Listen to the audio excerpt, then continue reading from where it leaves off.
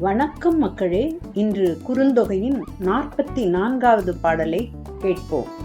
காலே பரி தப்பினவே, கண்ணே நோக்கி நோக்கி வாழ் இழந்தனவே, அகல் இரு விசும்பின் மீனினும் பலரே மன்ற இவ் உலகத்துப் பிறரே.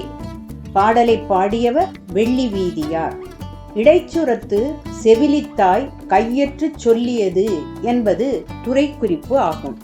எனவே இப்பாடலில் கூற்றுக்கு உரியவள் செவிலி. செவிலி தலைவனுடன் உடன்போக்கில் சென்ற தலைமகளை தேடிச் செல்லும் செவிலி.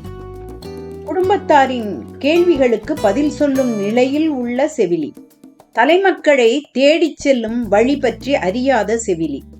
செவிலியின் மன அழுத்தத்தை இப்பாடல் சொல்லோவியம் ஆக்குகின்றது.